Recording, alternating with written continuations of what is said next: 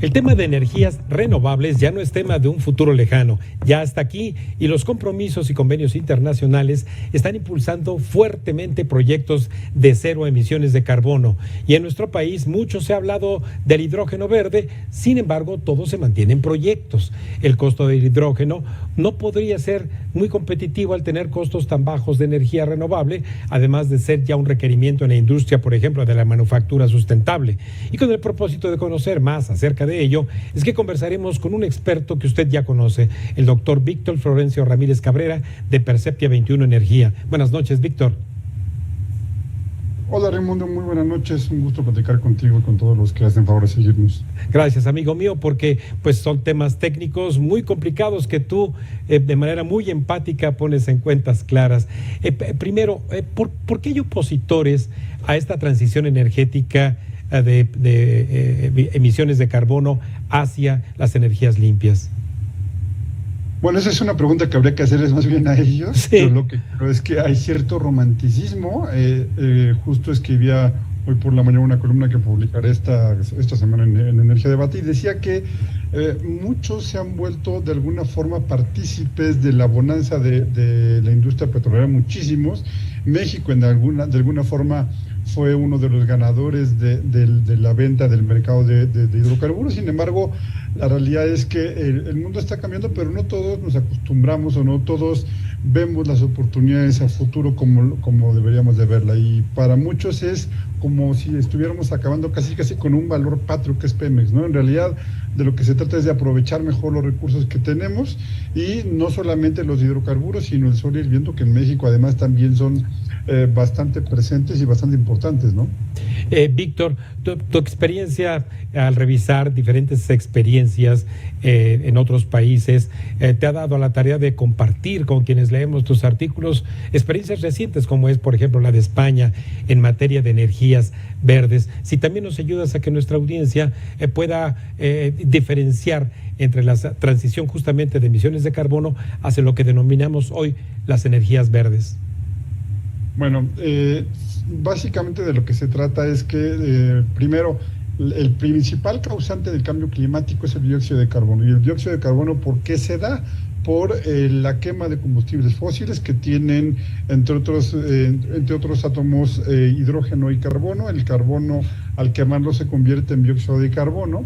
Y entonces de lo que se trata la transición energética es de disminuir o de plano dejar de usar combustibles fósiles, dejar de generar dióxido de carbono para entonces generar energía de forma limpia. ¿Cómo se puede hacer? Como moviendo a través del viento, transformando la energía lumínica o la radiación en energía eléctrica, o moviendo algo, por ejemplo, con el calor de la Tierra o con algunas otras fuentes, como por ejemplo el hidrógeno, que es el hidrógeno, es el átomo más pequeño del mundo, y que cuando lo quemamos genera energía, genera también agua, y nada más que agua.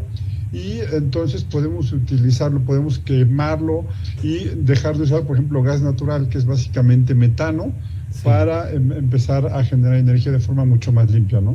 De ahí entonces me gustó mucho esta afirmación que haces en uno de tus artículos de que el hidrógeno es un combustible eterno. Se le ha llamado combustible eterno. En realidad no es un combustible, bueno, sí es un combustible porque se quema, entra en combustión y ese es el término, si vamos a la Real Academia de Lengua Española, es lo que es un combustible. ¿Cómo funciona el hidrógeno? El hidrógeno está todo el tiempo pegado al oxígeno, o es la forma más común en la que lo vamos a encontrar, y eso se llama agua. Si nosotros separamos el agua, para separar el agua en hidrógeno y oxígeno tenemos que usar muchísima energía, y esa energía, digamos, que se queda contenida en el átomo de hidrógeno. Cuando nosotros volvemos a usar a quemar el hidrógeno y lo volvemos a unir con agua, esa energía que se quedó contenida a la hora de separarlos se vuelve a liberar, y entonces es lo que nos puede, la que podemos transformar, por ejemplo, en calor, o podemos transformar también en movimiento a la hora de usarlo en autos, como bien lo comentaba, de hidrógeno.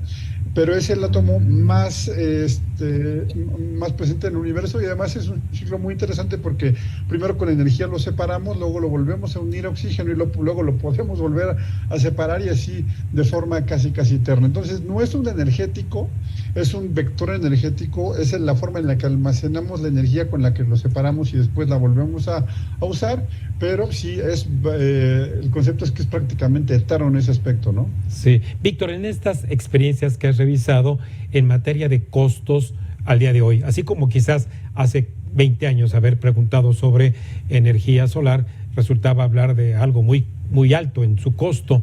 ¿Hoy resulta lo mismo hablar en estas condiciones de generar hidrógeno? Qué bueno que es esta pregunta y creo que es la pregunta esencial, el punto esencial. ¿Por qué usamos nosotros un combustible u otro? Básicamente porque es más barato generar energía con uno o con otro. En este momento el hidrógeno verde es más caro que el hidrógeno, por ejemplo, gris, que es el que se obtiene de gas natural. El hidrógeno verde se obtiene básicamente de agua en calidad industrial, que se separa mediante un electrodo, un electrodo para hacer electrólisis y energía eléctrica. ¿De qué va a depender el costo de este hidrógeno verde? Obviamente del agua y del costo de llevarla a la calidad necesaria para hacer la hidrólisis. Segundo, del costo de la energía. Y tercero, del costo del equipo, de la operación y mantenimiento y del propio costo del equipo con el que separamos, con el que hacemos electrólisis. En este momento el problema es que usamos muchísimos metales raros o caros, como el platino, por ejemplo, para separar el hidrógeno del oxígeno y obtener el hidrógeno verde.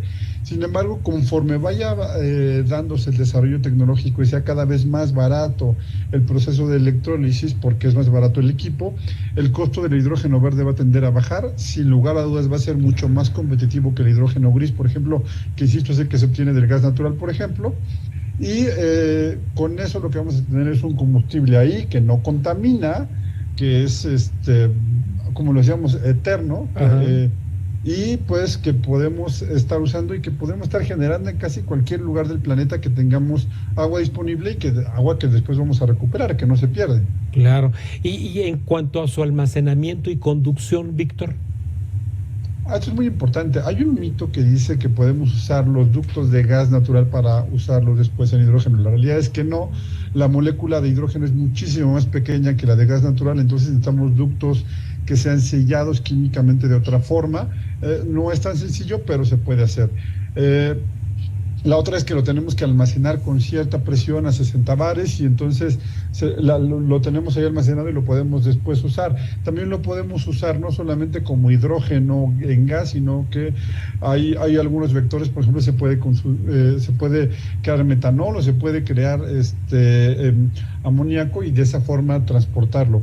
La realidad es que todo esto se irá desarrollando cada vez más, pero ya hay países que lo están usando. Por ejemplo, en España hay una red de transporte público, parte de la red de transporte público que usa hidrógeno obtenido de manera limpia, de manera verde, por medio de energía renovable, y que eso mueve autobuses dentro de la ciudad, ¿no?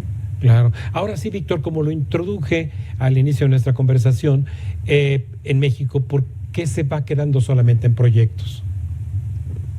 Básicamente porque si bien podríamos hacer un experimento en un laboratorio pequeño y aislar hidrógeno a partir de agua y a partir de algún electrodo, la realidad es que lo que conviene y lo que es un buen negocio y lo que podría ser rentable es hacerlo con una economía de escalas importantes. El problema es que México tiene prácticamente parados los permisos de generación, se dan algunos pero no tantos, y entonces no hay la posibilidad de empezar a escalar este tipo de tecnología y todavía a algunos les resulta relativamente costoso. El asunto es que tenemos que ir masificando esto, dar certeza jurídica en México, y una vez que tengamos certeza jurídica, seguramente habrá quien esté interesado en hacer las inversiones necesarias para entonces desarrollar una industria del hidrógeno verde de forma ya mucho más madura, ¿no?